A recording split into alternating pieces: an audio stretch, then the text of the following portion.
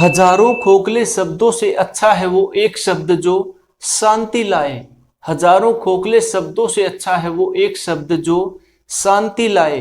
इंसान के अंदर ही शांति का वास होता है, इसे बाहर न खोजे। साथियों, ये लाइनें हैं एक महान पुरुष की, एक महान आत्मा की, एक महान सन्यासी की, जिसने भारत की धरती पे जन्म लिया। भारत की धरती, वो धरती जिसने बड़े बड़े सूरमाओं को पैदा किया, वो धरती जिसने बड़े बड़े सन्यासियों को पैदा किया, वो धरती जिसने बड़े बड़े सम्राटों को पैदा किया। साथियों, आज के वीडियो में हम लोग डिस्कस करेंगे बौद्ध धर्म के बारे में। बौद्ध धर्म में विशेष रूप से हम लोग महात्मा बुद्ध के जीवन से संबंधित बिंदुओं के बारे में चर्चा करेंगे। साथियों, शुरुआत करते हैं आज के वीडियो की। सबसे पहले देखिए साथियों, बौद्ध धर्म के संस्थापक महात्मा बुद्ध। बिल्कुल जर्नल सा क्वेश्चन है, बिल्कुल सिंपल क्वेश्चन है, लगभग सभी को पता है। बौद्ध धर्म के संस्थापक कौन है? बौद्ध धर्म के संस्थापक है महात्मा बुद्ध, गौतम बुद्ध। ये क्वेश्चन पेपर के अंदर कई बार पूछा गया है और आगे भी पूछा जा सकता है। बिल्कुल इजी क्वेश्चन है, बौद्ध धर्म के संस्थापक महात्मा बुद्ध। अगला क्वेश्चन देखें, जन्म।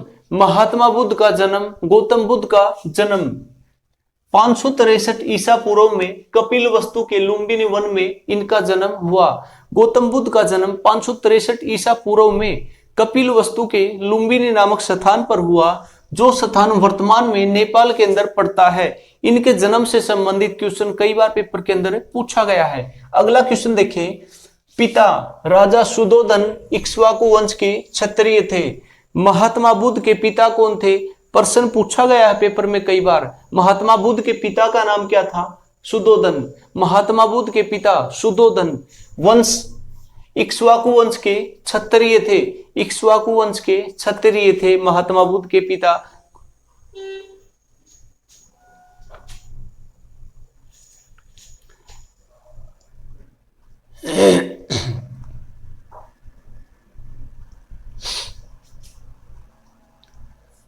पिता राजा सुधोधन इक्ष्वाकु वंश के क्षत्रिय।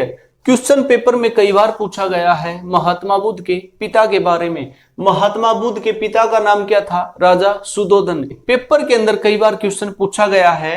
रेलवे के पेपर के अंदर पूछा गया था महात्मा बुद्ध किस वंश से संबंधित थे? इक्ष्वाकु वंश से संबंधित थे। इनके पिता राजा सुधोधन शाक्य गण के राजा थे। राजा सुधोधन शाक्य गण के राजा थे, यानी कि एक राजा के पुत्र थे, एक राजकुमार थे महात्मा बुद्ध, जो अपने पिता की इकलौती संतान थी।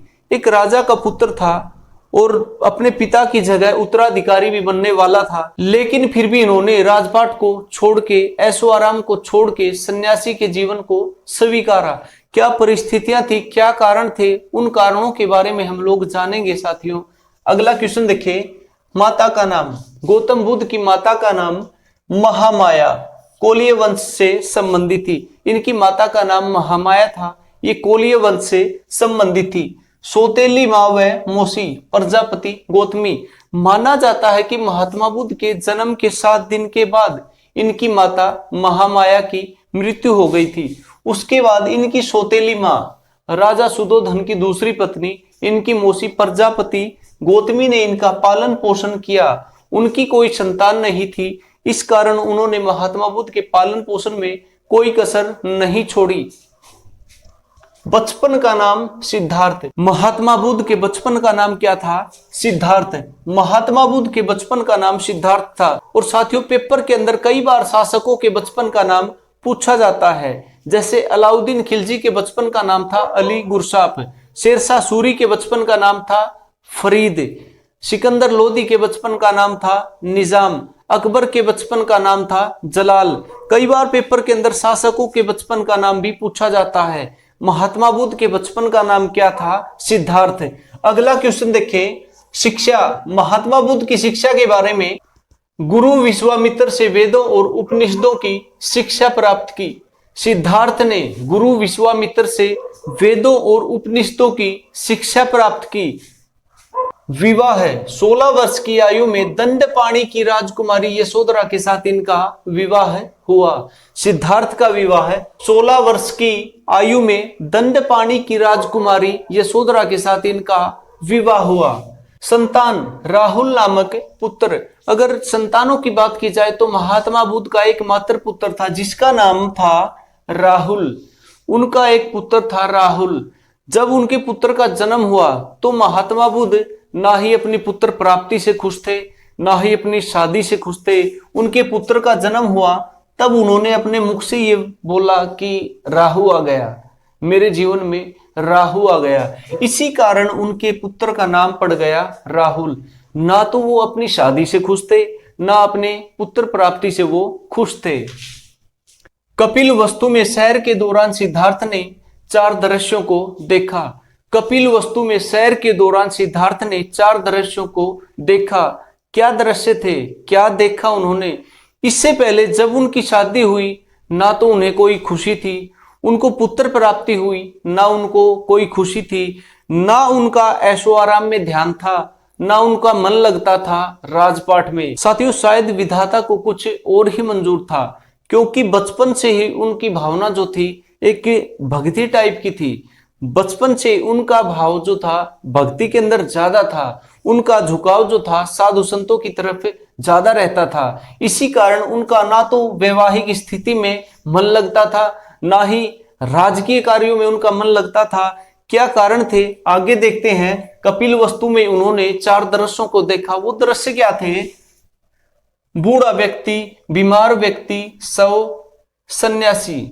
सबसे पहले उन्होंने देखा एक बूढ़े व्यक्ति को, उसके बाद उन्होंने देखा एक बीमार व्यक्ति को, उसके बाद उन्होंने देखा एक मृत व्यक्ति को, एक शव को, और उसके बाद उन्होंने देखा एक सन्यासी को। इन 4 दृश्यों को उन्होंने क्रमशः देखा। सबसे पहले बूढ़े व्यक्ति को देखा। एक बूढ़ा व्यक्ति जिसके बाल सफेद हो चुके थे, जिसके शरीर पे झुर्रियां पड़ चुकी थी, जो लकड़ी का सहारा लेके चल रहा था। एक बूढ़ा व्यक्ति उन्होंने देखा। उस बूढ़े व्यक्ति को देख के उसके प्रति उनके मन में ये भाव आए कि देखो, सारी उम्र ये व्यक्ति कमाता रहा, अंत में इसको क्या मिला? लकड़ी का सहारा लेके चल रहा है, कोई भी इसको सहारा देने वाला नहीं है। उन्होंने बूढ़े व्यक्ति को देखा और उनके मन में कुछ अजीब अजीब सवाल उठने लगे। दूसरे नंबर पे उन्होंने देखा एक बीमार व्यक्ति। पहले तो बूढ़ा व्यक्ति देखा, दूसरे नंबर पे उन्होंने देखा एक बीमार व्यक्ति। एक ऐसा व्यक्ति जो बूढ़ा तो है ऑलरेडी, जिसके बाल सफेद हैं, झुर्रियां हैं, और जो खांस रहा है, जो शरीर से काफी दुर्बल हो चुका है, जिससे ना पानी पिया जा रहा है, ना उससे खाना खाया जा रहा है, और ना ही उसके कोई पास आता है उसकी सेवा करने के लिए, उसका कोई काम करने के लिए उसके पास कोई नहीं आता। उसके शरीर के ऊपर मक्खियां भिन भिना रही होती हैं। दूसरे नंबर पे उन्होंने देखा एक बीमार व्यक्ति को। तब उन्होंने मन में ये विचार लिया कि भाई, एक व्यक्ति था बूढ़ा व्यक्ति जिसने सारी उम्र अपने परिवार के बारे में सोचा, जवान हुआ, शादी हुई, सारी उम्र उसने काम धंधा किया, सारी उम्र उसने पैसा कमाने में खर्च कर दी ताकि उसका परिवार खुश रह सके, ताकि उसके बच्चों की शादी हो जाए, ताकि उसके बच्चे एक अच्छी जगह पे रह सके। सारी उम्र उसने कमाया और अंत में बूढ़ा हो गया तो उसके पास कोई भी नहीं था। दूसरे नंबर पे उसने देखा बीमार व्यक्ति, वो बीमार हो चुका था, लाचार हो चुका था, अब बीमारियों ने उसे घेर लिया था, उसके शरीर में रोग लग चुके थे। लेकिन वो संतान जिसके लिए सारी उम्र उसने पैसा कमाया, जिसके लिए सारी उम्र उसने मेहनत की, उस परिवार में से उसकी किसी भी संतान ने उसका साथ नहीं दिया, किसी भी संतान ने उसकी सेवा नहीं की। दोनों को देख के महात्मा बुद्ध के मन में बेचैनी होती है, उनके मन में अजीब अजीब प्रश्न आते हैं, अजीब अजीब प्रश्न उत्पन्न होते हैं। तीसरे नंबर पे उन्होंने देखा एक मृत व्यक्ति को, एक शव को देखा। बूढ़ा व्यक्ति देख लिया, बीमार व्यक्ति देख लिया, अब उन्होंने देखा एक शव को।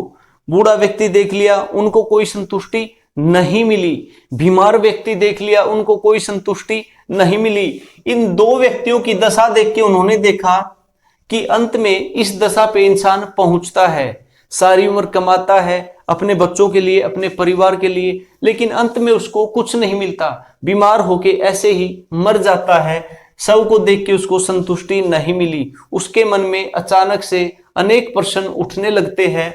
तब उसने देखा है कि सन्यासी, चौथे नंबर पे उन्होंने देखा है कि सन्यासी, एक सन्यासी जो प्रसन्नचित्त मुद्रा में, जिसके चेहरे पे, जिसके शरीर में एक अजीब सी आभा चमक रही है, जो हाथ में वाद्य यंत्र लेके हरि का भजन करता हुआ, भगवान का भजन करता हुआ जा रहा है। महात्मा बुद्ध ने उसको देखा और मन में उसके अंदर से ये भाव आया कि इस व्यक्ति का जीवन जो है वो अच्छा है, बजाय इन तीनों के, बूढ़ा व्यक्ति, बीमार व्यक्ति और एक मृत व्यक्ति, इन तीनों से इस सन्यासी का जीवन काफी अच्छा है, जो प्रसन्नचित्त मुद्रा में है, जिसको कोई सोच फिक्र नहीं है, किसी प्रकार की चिंता नहीं है, जो हरि का भजन गाता हुआ अपनी मस्ती में जा रहा है। यही से शुरुआत होती है महात्मा बुद्ध के अंदर सन्यासी बनने की। महात्मा बुद्ध के अंदर सन्यासी बनने की भावना उत्पन्न हो जाती है। अगला क्वेश्चन देखिए, ग्रह त्याग। सिद्धार्थ ने 29 वर्ष की आयु में ज्ञान प्राप्ति के लिए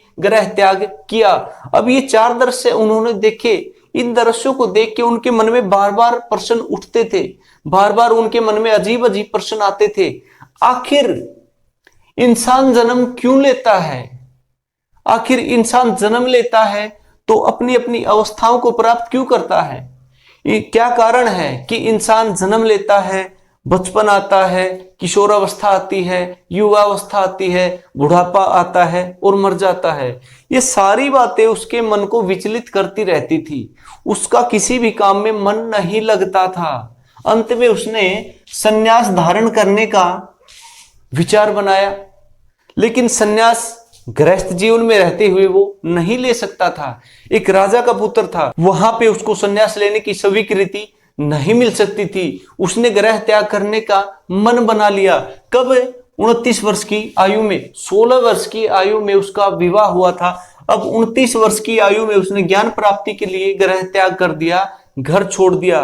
पेपर के अंदर ये क्वेश्चन भी पूछा गया है, महात्मा बुद्ध ने कितने वर्ष की आयु में ग्रह त्याग किया? 29 वर्ष की आयु में इन्होंने ग्रह त्याग किया, क्योंकि बार बार उनके मन में वो प्रश्न बार बार उठ रहे थे। उन प्रश्नों का जवाब पाने के लिए, उन प्रश्नों का ज्ञान प्राप्त करने के लिए उन्होंने ग्रह त्याग कर दिया। आखिर मैं उस ज्ञान को प्राप्त करके रहूंगा। आखिर कौन सी चीज है जो इंसान को जन्म लेने पर मजबूर करती है, जो इंसान की अवस्थाएं प्रदान करती है, जिसके कारण इंसान मर जाता है, फिर से जन्म लेता है? आखिर ये चक्कर क्या है? क्या ऐसा सिस्टम है? क्या चलता है? इन सभी बातों का जवाब जानने के लिए वो घर छोड़ के चले जाते हैं ज्ञान प्राप्ति के लिए। ग्रह त्याग को बौद्ध धर्म में महाविनिष्क्रमण कहा गया है। महात्मा बुद्ध की ग्रह त्याग की प्रक्रिया को बौद्ध धर्म में महाविनिष्क्रमण कहा गया है। ये क्वेश्चन भी पेपर में पूछा गया है। अगला क्वेश्चन है, सिद्धार्थ के घोड़े का नाम कंथक, सारथी का नाम चना था। सिद्धार्थ के घोड़े का नाम कंथक था और सारथी का नाम चना था। अब सेना लेके तो वो चल नहीं सकता था कि भाई सन्यास धारण करना है तो अपने साथ अक्षौहिणी सेना लेके चला जाए। उसने सन्यास लेने का मन बनाया तो किसी को बताया नहीं। सन्यास तभी तो लिया जा सकता है अगर घर वालों को बता देता, तो घर वाले उसको थोड़ी सन्यास लेने देते।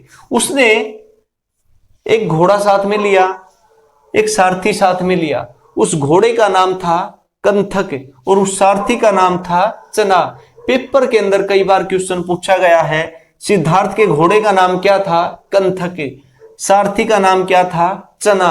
और घोड़े से संबंधित क्वेश्चन कई बार पेपर के अंदर पूछे जाते हैं। एक घोड़ा पूछा जाता है, महाराणा प्रताप के घोड़े का नाम क्या था? चेतक। एक क्वेश्चन पूछा जाता है, सिकंदर के घोड़े का नाम क्या था? बहुकेफला। महात्मा बुद्ध के घोड़े का नाम था कंथक, सारथी का नाम था चना।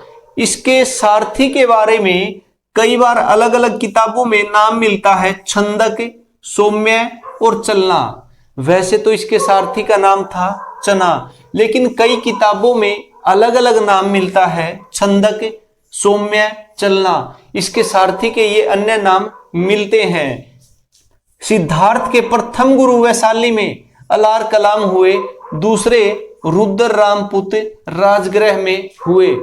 जब उन्होंने ग्रह त्याग किया तो एक घोड़ा साथ में लिया, एक सारथी साथ में लिया। नगर से बाहर निकल के उन्होंने राजसी वेशभूषा को त्याग दिया। राजसी वेशभूषा को अपने बदन से उतार के उन्होंने सन्यासी वेशभूषा को धारण कर लिया, चोले को धारण कर लिया और सारथी को घोड़े सहित वहीं से वापस भेज दिया और खुद चले गए जंगलों की तरफ ज्ञान की खोज करने के लिए। जब ज्ञान की खोज करने के लिए वो निकले तो वैशाली में उनको एक गुरु मिले जिनका नाम था अलार कलाम। ये उनके प्रथम गुरु हुए। क्वेश्चन पेपर के अंदर कई बार पूछा जाता है कि सिद्धार्थ के प्रथम गुरु कौन हुए? अलार कलाम। दूसरे गुरु इनके हुए रुद्ररामपुत राजगृह में। पहले अलार कलाम वैशाली में, दूसरे गुरु रुद्ररामपुत राजगृह में। अब पहला क्यों हुआ, दूसरा क्यों हुआ? जब उन्होंने पहला गुरु मनाया तो उस गुरु से उन्हें संतुष्टि नहीं मिली। उन्हें गुरु से संतुष्टि क्यों नहीं मिली? क्योंकि अलार कलाम जो गुरु थे, आज के जमाने में भी कई गुरु ऐसे हैं जो शिष्य तो बना लेते हैं लेकिन शिष्य को बना के कोई ज्ञान की बात नहीं सिखाते हैं। सिर्फ उनका खाने पीने का काम रहता है और पैसे कमाने का काम रहता है। सन्यासी को चाहिए क्या कि धन दौलत से दूर रहना चाहिए, सांसारिक चीजों से दूर रहना चाहिए। लेकिन अलार कलाम जो गुरु उनको मिले, उनका काम क्या था कि झोली उनको थमा देते थे कि जाओ नगरी से भिक्षा लेके आओ, अच्छे अच्छे व्यंजन लेके आओ। उनका काम था खाने का। शिक्षा या ज्ञान संबंधी कोई भी बात उनके पास नहीं थी। सिद्धार्थ को उनसे संतुष्टि नहीं हुए, उनको छोड़ के वो आगे बढ़ गए राजगृह की तरफ। रुद्ररामपुत नामक गुरु उनको मिले, दूसरे गुरु, उनका भी यही सिस्टम था। उनसे भी सिद्धार्थ को संतुष्टि नहीं मिली, उनको छोड़ के भी वो आगे बढ़ गए। आगे उरुवेला में सिद्धार्थ को भादिया, वप्पा, कौंडिन्य, महानामा, असागी नामक 5 साधक मिले। अब इन साधकों ने क्या किया? इन साधकों ने सिद्धार्थ को बताया कि हम आपको ईश्वर से मिलाएंगे, हम आपको ज्ञान देंगे। उनका साथ शुरू कर दिया सिद्धार्थ ने। उनका काम क्या था? अन्न जल रहित रह के तपस्या करना, भूखे रह के तपस्या करना। सिद्धार्थ ने 6 वर्षों तक अन्न जल रहित कठिन तपस्या की। सिद्धार्थ ने 6 वर्षों तक उनके साथ रह के अन्न जल रहित कठिन तपस्या की। इस दौरान एक दिन जब सिद्धार्थ तपस्या कर रहे थे तो उनका शरीर काफी दुर्बल हो चुका था। 6 वर्षों से अन्न जल रहित रह के उन्होंने तपस्या की थी तो उनका शरीर काफी दुर्बल हो चुका था। अब उनके शरीर में इतनी ऊर्जा नहीं थी कि उठ के ज्यादा दूर तक वो चल सके, उठ के कुछ काम वो कर सके। तो एक दिन जब वो ध्यान में बैठे थे, जब वो तपस्या कर रहे थे, तो उस रास्ते से कुछ महिलाएं गीत गाते हुए जा रही थी। उनके गीत के बोल कुछ इस तरह थे, तेरी बजे नहीं जीवन की वीणा, वीणा के तार तूने ढीले छोड़े। अब सिद्धार्थ ने ये गीत उनका सुना तो उसके मन में एक बात आई। उसने समझ लिया वीणा अपने शरीर को, उसने वीणा अपने शरीर को समझ लिया। 6 वर्षों से वो भूखे प्यासे रह के तपस्या कर रहा था। अब उसने ये चीज सोची, भूखा रह के ज्ञान की प्राप्ति नहीं हो सकती। अगर ज्ञान की प्राप्ति करनी है, अगर लक्ष्य की प्राप्ति करनी है तो शरीर का स्वस्थ रहना बहुत जरूरी है। सिद्धार्थ ने 6 वर्षों तक अन्न जल रहित कठिन तपस्या की, अन्न जल रह के 6 वर्षों तक कठिन तपस्या की। अब उसने सुजाता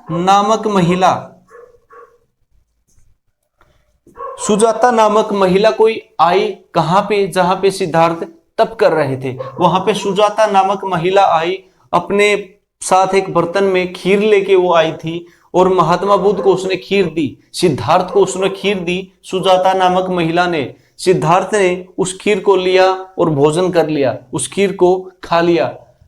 इस बात को देखकर जो 5 साधक थे वो सिद्धार्थ के ऊपर क्रोधित होते हैं और सिद्धार्थ को छोड़ के वहां से चले जाते हैं। कहते हैं कि तुमने तपस्या को बीच में भंग कर दिया, तुमने अन्न जल रही तपस्या को बीच में भंग कर दिया खाना खा के। अब आपकी तपस्या सफल नहीं हो सकती, हम आपको छोड़ के जा रहे हैं। लेकिन महात्मा बुद्ध ने सुजाता द्वारा दी गई खीर को खाकर अपना अनशन खत्म कर लिया।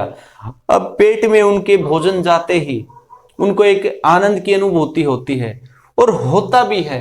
एक भूखे व्यक्ति को जब खाना मिलता है तो उसकी आत्मा तृप्त हो जाती है। किस महिला द्वारा दी गई खीर को खा के महात्मा बुद्ध ने अपना अनशन समाप्त किया? सुजाता नामक महिला द्वारा दी गई खीर खा के महात्मा बुद्ध ने अपना अनशन तोड़ा। उसी दिन 35 वर्ष की आयु में बैसाख पूर्णिमा की रात में निरंजना या फल्गु नदी के किनारे पिप्पल के वृक्ष के नीचे सिद्धार्थ को ज्ञान की प्राप्ति हुई। उसी दिन जिस दिन उसने एनएसन को तोड़ा था सुजाता के हाथों खीर खा के, उसी दिन रात के समय आयु पूछी जाती है पेपर में कई बार कि महात्मा बुद्ध को, सिद्धार्थ को ज्ञान प्राप्ति कितने वर्ष की आयु में हुई। 35 वर्ष की आयु में। दिन कौन सा था? बैसाख पूर्णिमा की रात में। नदी कौन सी? कई बार पेपर में क्वेश्चन पूछा जाता है। महात्मा बुद्ध को ज्ञान प्राप्ति किस नदी के किनारे हुई? निरंजना नदी या फल्गु नदी के किनारे। पेड़ भी पूछा जाता है। पिप्पल वृक्ष के नीचे सिद्धार्थ को ज्ञान की प्राप्ति हुई। अब कई स्टूडेंट्स ये सोचते हैं कि ज्ञान की प्राप्ति आखिर क्या है, आखिर उनको ऐसा क्या मिला कि भाई उसको हम ज्ञान कह सकते हैं। क्या ज्ञान मिला, कैसे ज्ञान की प्राप्ति हुई उनको? इस रात, बैसाख पूर्णिमा की रात को जब महात्मा बुद्ध ध्यान में थे, देखो इस चीज का वर्णन करना बिल्कुल मुश्किल है। हम लोग खाली आभास भी नहीं कर सकते ज्ञान की प्राप्ति उनको कैसे हुई, क्योंकि ये अनुभव हम नहीं कर सकते। हमारी गिनती होती है मूर्खों में। ज्ञान की प्राप्ति उनको हुई तो ये कोई छोटी बात नहीं थी। इसका अनुभव उन्हीं को हुआ है, हम इसकी कल्पना भी नहीं कर सकते। ज्ञान की प्राप्ति कैसे हुई? अगर पुस्तकों के आधार पर देखा जाए तो ज्ञान की प्राप्ति जब महात्मा बुद्ध रात को तपस्या कर रहे थे तब उनके सामने एक शक्ति प्रकट हुई। एक शक्ति प्रकट हुई। उन्होंने महात्मा बुद्ध से क्वेश्चन किया कि क्या आप ज्ञान प्राप्ति के लायक हैं? क्या आपने संसारिक सुखों को त्याग दिया है? क्या आपने सभी विकारों को त्याग दिया है? तो महात्मा बुद्ध ने ये आंसर दिया, सिद्धार्थ ने ये आंसर दिया कि ये धरती इसकी साक्षी है। ये उत्तर उनका सुन के वो शक्ति काफी खुश हुई। उन्होंने उसको शक्ति दी, उन्होंने उसको ज्ञान दिया। वो ज्ञान पाके महात्मा बुद्ध के अंदर एक फूल खिल गया, एक पुष्प उनके अंदर खिल गया और उनको लगा जैसे पता नहीं हजारों दीपक उनके हृदय में जल उठे हैं, हजारों प्रकाशमय दीपक उनके शरीर में जल उठे हैं। एक असीम अनुभव उनको हुआ, एक असीम आनंद, एक रूहानी आनंद उनको प्राप्त हुआ। उनका रोम रोम प्रफुल्लित हो उठा। ज्ञान की प्राप्ति उनको हो चुकी थी। उनको तो ज्ञान की प्राप्ति हो गई। ज्ञान प्राप्ति के बाद सिद्धार्थ तथागत बुद्ध कहलाए, शाक्य मुनि। अब तक जिनका नाम सिद्धार्थ था, ज्ञान प्राप्ति के बाद सिद्धार्थ तथागत बुद्ध कहलाए, शाक्य मुनि कहलाए। अब ये क्या है? बोध का अर्थ है ज्ञान प्राप्ति, तथागत जैसा आया वैसा ही जाना। बोध का अर्थ होता है ज्ञान की प्राप्ति और तथागत का अर्थ होता है इंसान जैसा आया है उसको वैसा ही जाना है। वह स्थान बोध गया और वह वृक्ष बोधि वृक्ष कहलाया। जिस स्थान पे महात्मा बुद्ध को ज्ञान की प्राप्ति हुई वह स्थान बोध गया के नाम से जाना गया और वह वृक्ष जिसके नीचे उनको ज्ञान की प्राप्ति हुई थी, पीपल का वृक्ष, वह वृक्ष बोधि वृक्ष के नाम से जाना गया।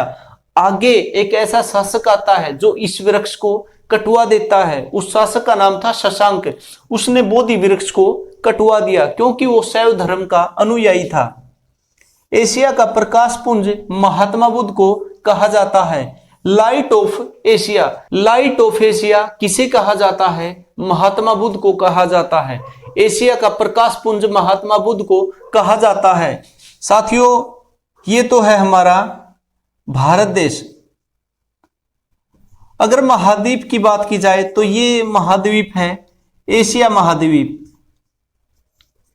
एक ऐसा शख्स, एक ऐसा व्यक्तित्व, एक ऐसा महापुरुष जिसने भारत से न सिर्फ एशिया महाद्वीप में बल्कि पूरे विश्व में ज्ञान के प्रकाश को फैलाया, ज्ञान की रोशनी को फैलाया, जिसने अपने नाम के साथ साथ भारत देश का नाम भी रोशन किया, जिसने अपने ज्ञान को पूरे विश्व में फैलाया। आज के दिन भी महात्मा बुद्ध के अनुयायी देश में बहुत सारे हैं। बौद्ध धर्म के अनुयायी देश में, बौद्ध धर्म के अनुयायी न सिर्फ भारत देश में बल्कि पूरे देश में विद्यमान है। एक ऐसी ज्ञान की एक ऐसी किरण, ज्ञान का एक ऐसा प्रकाश जो एशिया महाद्वीप में उत्पन्न हुआ और वहां से पूरे विश्व में फैल गया। एशिया का प्रकाश पुंज किसे कहा जाता है? महात्मा बुद्ध को कहा जाता है। अगला क्वेश्चन देखें, प्रथम उपदेश सारनाथ। महात्मा बुद्ध ने अपना प्रथम उपदेश कहां दिया? सारनाथ में दिया। पेपर के अंदर कई बार क्वेश्चन पूछा गया है। महात्मा बुद्ध ने अपना पहला उपदेश सारनाथ में दिया। यह स्थान वर्तमान में वाराणसी जिले में उत्तर प्रदेश में स्थित है। इसे धर्म चक्र प्रवर्तन कहा गया। 5 शिष्यों को दिया गया था प्रथम उपदेश। इस उपदेश को, जो उन्होंने प्रथम उपदेश दिया था सारनाथ में, वाराणसी के सारनाथ में, उसको बौद्ध धर्म में धर्म चक्र प्रवर्तन कहा गया है। और ये उपदेश उन्होंने 5 शिष्यों को दिया था। सर्वाधिक उपदेश श्रावस्ती में दिए। एक तो प्रथम उपदेश पूछा जाता है महात्मा बुद्ध का कि किस स्थान पर दिया गया, तो वो उपदेश दिया गया था सारनाथ के स्थान पर। सर्वाधिक उपदेश महात्मा बुद्ध ने किस स्थान पर दिए? सर्वाधिक उपदेश दिए उन्होंने श्रावस्ती में। कौशल देश की राजधानी श्रावस्ती में उन्होंने सर्वाधिक उपदेश दिए। उपदेश पाली भाषा में दिए। क्वेश्चन ये भी पेपर के अंदर कई बार पूछा गया है और आने वाले पेपर के अंदर भी क्वेश्चन बन सकता है। महात्मा बुद्ध ने अपने उपदेश किस भाषा में दिए, या महात्मा बुद्ध ने अपना प्रथम उपदेश किस भाषा में दिया? पाली भाषा में अपना उपदेश उन्होंने दिया। प्रारंभिक शिष्य महात्मा बुद्ध के प्रारंभिक शिष्य आनंद, अनिरुद्ध, महाकश्यप, भृगु, महाप्रजापति, रानी खेमा, भद्रिका, देवदत्त और किम्बाल। अगला क्वेश्चन देखें, बौद्ध संघ में प्रविष्ट होने वाली प्रथम महिला। बौद्ध संघ में प्रविष्ट होने वाली प्रथम महिला महाप्रजापति गौतमी, उनकी सौतेली मां, उनकी मौसी महाप्रजापति गौतमी, जिन्होंने महात्मा बुद्ध का सिद्धार्थ का पालन पोषण किया था। बौद्ध संघ में प्रविष्ट होने वाली पहली महिला उनकी मौसी बनी, उनकी सौतेली मां बनी महाप्रजापति गौतमी। बौद्ध संघ में शामिल होने की 2 अवस्थाएं थी। अब उस बौद्ध धर्म में कोई अन्य व्यक्ति शामिल होना चाहता है तो उस व्यक्ति के लिए 2 कंडीशन हैं, 2 अवस्थाएं हैं। बौद्ध संघ में शामिल होने की 2 अवस्थाएं थी। पहली भिक्षुक, दूसरी उपासक। बौद्ध संघ में शामिल होने की 2 अवस्थाएं हैं। कौन कौन सी? पहली तो भिक्षुक। आप बौद्ध संघ में शामिल होकर भिक्षुक बन सकते हो। भिक्षुक क्या थे? बौद्ध धर्म के प्रचार के लिए संन्यास ग्रहण करने वाले, बौद्ध धर्म के प्रचार के लिए सन्यासी जीवन बिताने वाले, संन्यास ग्रहण करने वाले लोग थे भिक्षुक। दूसरा जो था उपासक, जो संन्यास धारण न करके गृहस्थ जीवन में बौद्ध धर्म को अपनाने वाले, वो कहलाए उपासक। संन्यास धारण करने वाले भिक्षुक और गृहस्थ जीवन में बौद्ध धर्म को अपनाने वाले उपासक।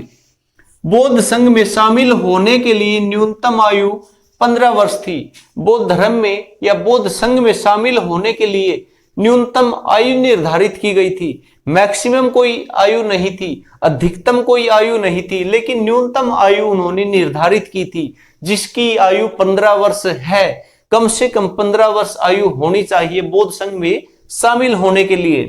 बौद्ध संघ में शामिल होने को उपसंपदा कहा जाता था। बौद्ध संघ में जो शामिल होते थे, शामिल होने की उस प्रक्रिया को उपसंपदा कहा जाता था। मृत्यु, महात्मा बुद्ध की मृत्यु, जन्म कब हुआ था? 563 ईसा पूर्व में कपिलवस्तु के लुम्बिनी नामक स्थान पे महात्मा बुद्ध का जन्म हुआ था। मृत्यु भी पेपर के अंदर कई बार पूछी जाती है। 483 ईसा पूर्व 80 वर्ष की आयु में, 483 ईसा पूर्व में 80 वर्ष की आयु में उनका एक शिष्य था। चूंद द्वारा अर्पित किए गए भोजन करने के बाद, चूंद नामक शिष्य के द्वारा दिए गए भोजन को अर्पित करने के बाद उनकी मृत्यु हुई। कहां हुई? कुशीनगर में। मृत्यु से संबंधित 3-4 क्वेश्चन बनते हैं। महात्मा बुद्ध की मृत्यु किस स्थान पर हुई? कुशीनगर में हुई। कहां है? उत्तर प्रदेश में है। कब हुई? 483 ईसा पूर्व में हुई। कितने वर्ष की आयु में हुई? 80 वर्ष की आयु में हुई महात्मा बुद्ध की मृत्यु। महात्मा बुद्ध की मृत्यु को बौद्ध ग्रंथों में महापरिनिर्वाण कहा गया है। महात्मा बुद्ध की मृत्यु को बौद्ध ग्रंथों में महापरिनिर्वाण कहा गया है। ये क्वेश्चन भी बन सकता है। महात्मा बुद्ध की मृत्यु को बौद्ध ग्रंथों में क्या कहा गया है? महात्मा बुद्ध की मृत्यु को बौद्ध ग्रंथों में महापरिनिर्वाण कहा गया है। महात्मा बुद्ध का जन्म, ज्ञान प्राप्ति, मृत्यु वैशाख पूर्णिमा के दिन हुई। देखो कितनी अच्छी बात है। महात्मा बुद्ध का जन्म भी हुआ, उसी दिन इनको ज्ञान प्राप्ति हुई, उसी दिन इनकी मृत्यु हुई। वो दिन कौन सा था? वैशाख महीने की पूर्णिमा के दिन, वैशाख महीने का अंतिम दिन उनका जन्म हुआ, उनको ज्ञान की प्राप्ति हुई और उनकी मृत्यु हुई वैशाख पूर्णिमा के दिन। इसीलिए वैशाख पूर्णिमा को बुद्ध पूर्णिमा भी कहा जाता है, क्योंकि महात्मा बुद्ध के जीवन में ये घटनाएं वैशाख पूर्णिमा के दिन घटित हुई। इसी कारण वैशाख महीने की पूर्णिमा को बुद्ध पूर्णिमा भी कहा जाता है। बुद्ध के जीवन के प्रतीक, महात्मा बुद्ध से संबंधित कुछ प्रतीक माने गए हैं बौद्ध धर्म में। क्या क्या है? जन्म, उनके जन्म का प्रतीक है कमल। यौवन, उनके यौवन का प्रतीक है सांड। कई स्थानों पे जन्म का कमल और सांड प्रतीक एक साथ दिया गया है। ये क्यों दिया गया है? क्योंकि जब उनका जन्म हुआ था तब एक आकाशवाणी हुई थी कि आपका ये पुत्र एक महान सन्यासी बनेगा, एक महान व्यक्ति बनेगा। उसके भविष्य को लेके राजा सुधोधन को चिंता होने लगी थी। उनके जन्म के ऊपर उन्होंने बड़े बड़े पंडित बुलवाए और उनका भविष्य देखने के लिए कहा। उनका भविष्य देख के उन पंडितों ने ये तर्क राजा के सामने दिया कि हे राजन, आपका पुत्र या तो एक महान सन्यासी बनेगा या एक महान सम्राट बनेगा। उन्होंने दो तर्क दिए, या तो एक महान सन्यासी बनेगा या एक महान सम्राट बनेगा। उनके जन्म के दो प्रतीक माने गए हैं, कमल और सांड। कमल जन्म का, सांड यौवन का। ग्रह त्याग, ग्रह त्याग का प्रतीक माना गया है घोड़ा।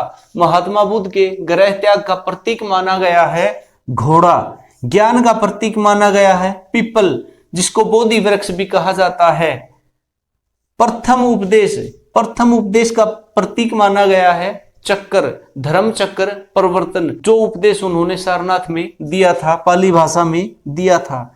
निर्वाण, पद चिन्ह, निर्वाण का प्रतीक माना जाता है पद चिन्हों को, जो दो पैरों के निशान होते हैं। निर्वाण का प्रतीक पद चिन्ह।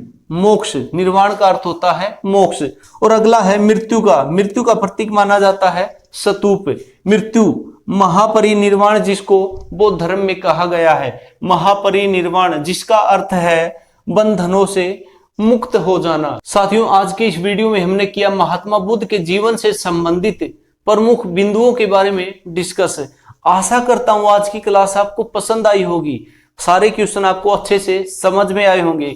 आप चाहे तो इसका स्क्रीनशॉट ले सकते हैं या आप चाहे तो इसको अपनी कॉपी में अच्छे से लिख सकते हैं। साथियों, ये तो क्वेश्चन हो गए महात्मा बुद्ध के जीवन से संबंधित। बौद्ध धर्म से संबंधित एक वीडियो और बनेगा। बौद्ध धर्म से संबंधित जो बातें हैं उनके बारे में एक वीडियो और बनेगा। साथियों, आपसे मेरा अनुरोध है कि अगर मेरा वीडियो पसंद आया हो, देखो गर्मी का टाइम है, मेहनत आपके लिए हो रही है, आप इतना तो कर सकते हो। अगर वीडियो पसंद आया है तो वीडियो को शेयर करें अपने साथियों के पास, अपने दोस्तों के पास। मेरे वीडियो को शेयर करें और लाइक करें। और जो भी साथी मेरे चैनल के ऊपर वीडियो पहली बार देख रहा है, उनसे मेरा अनुरोध है कि मेरे चैनल को सब्सक्राइब कर लें और बेल आइकन को प्रेस कर लें, ताकि मेरे चैनल पे आने वाली हर एक वीडियो आप लोगों तक जल्द से जल्द पहुंच सके। साथियों, आज का वीडियो आपको कैसा लगा कमेंट करके जरूर बताएं। और साथियों, बौद्ध धर्म का अगला पार्ट मैं बहुत जल्द अपलोड करने वाला हूं। ये वीडियो आपको कैसा लगा कमेंट करके जरूर बताएं। साथियों, आज के वीडियो में इतना ही। नमस्कार, धन्यवाद।